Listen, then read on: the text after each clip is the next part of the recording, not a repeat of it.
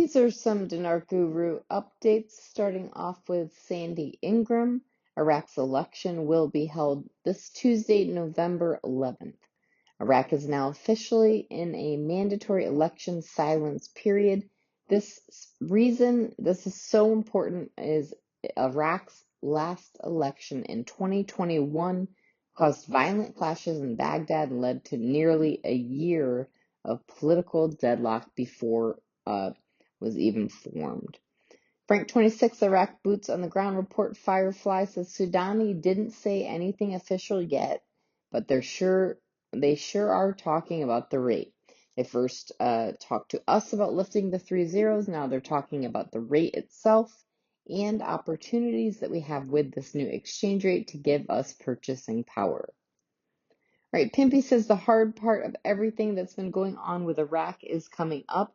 We have elections on November 11th. Al-Sudani is already making his pitch to be prime minister for a second time. Whether or not he gets it remains to be seen.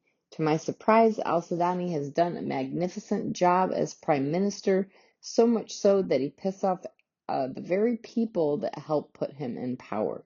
A coordinated framework. We're talking about Maliki and them. They want him to do things a certain way to keep things corrupted, and he's not. He's actually in there fighting for the Iraqi people. When Maliki is attacking you and trying to get you removed from your position, they know you're doing something right. What you don't want to see is the issue that we had before al-Sudani became prime minister, in which a whole year went before they picked a new prime minister because of all the bickering and infighting within Iraq.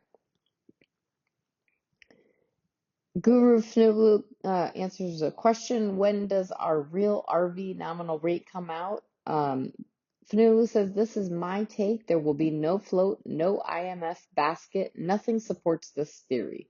The dinar will likely come out at a reasonable fixed rate, sovereign currency standing alone.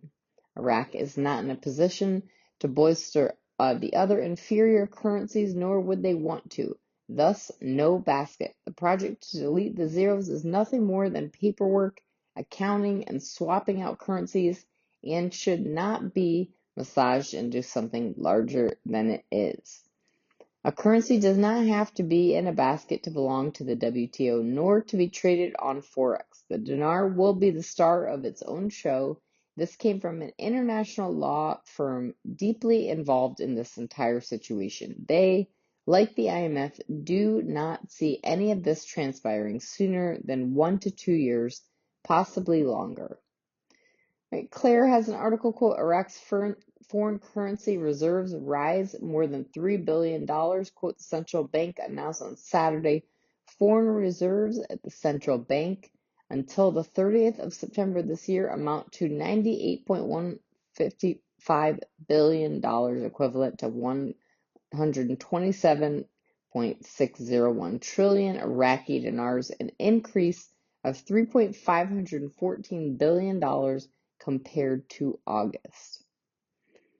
Right, Frank 26 says, as far as it popping out all of a sudden, I've always been of the school of thought that around 4 a.m. in the morning Eastern Standard Time, when I'm asleep in America, they will make the announcement to you Iraqis. When I wake up, there will be a big surprise for me and the whole world.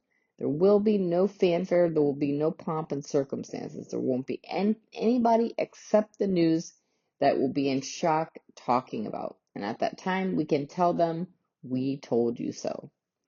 And last, we've got Tishwash with an article, quote, Al-Sabri, the next parliament is required to legislate the oil and gas law. Quote, MP Hussein Al-Sabri affirmed on Saturday, that the upcoming parliament is required to overcome all political differences and proceed with enacting the oil and gas law.